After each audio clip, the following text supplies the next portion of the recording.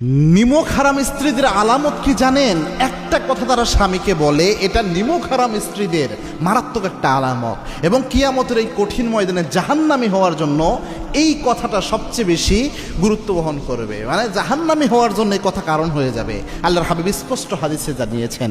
এবং কি আল্লাহর হাবিব সাল্লাল্লাহু আলাইহি ওয়াসাল্লাম মিরাজের রজনী থেকে যখন আসলেন, এসে আল্লাহর হাবিব সাল্লাল্লাহু আলাইহি ওয়াসাল্লাম বললেন, জাহান্নামের মধ্যে আমি সবচেয়ে বেশি নারীদের দেখেছি, কারণ তাদের অপরাধ হল দুইটা।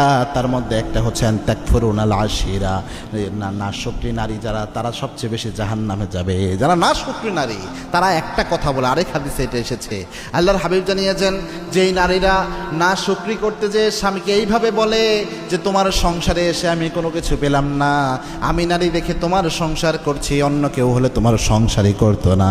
ক্বালাত মা রাআইতা মিনকা খায়রুন কত্তু, এরকম কথা যে নারী তার স্বামীকে বলে, আল্লাহর হাবিব জানিয়েছেন জান্নাতের ঘ্রাণ ওই নারী কখনো পাবে না। জান্নাতে যাওয়া তো দূরের কথা, জান্নাতের সুঘ্রাণও পাবে না। তার মানে স্বামীর নাফরমানি করা, স্বামী কষ্ট করে যতটুকু আপনাকে দেয়, আপনি যদি নাফরমানি করেন, আরেকজনের স্বামীকে দিয়ে খোটা দেন, এরকম কথা যদি আপনি কখনো বলেন, অথবা বলতেছেন আমি দেখে তোমার ঘর করতেছে, অন্য কেউ হলে করতো না, অথবা বলতেছেন যে তোমার কাছে এসে তোমার সংসার করে আমার জীবনটাই শেষ, এটা হচ্ছে নাশকরি নাফরমানি যে আচরণ, এটার আলামত। আর এই আলামত যদি কোনো নারীর মধ্যে থাকে, কিয়ামতের দিন এই আলামতটাই তার জাহান্নামে যাওয়ার জন্য যথেষ্ট হয়ে যেতে পারে।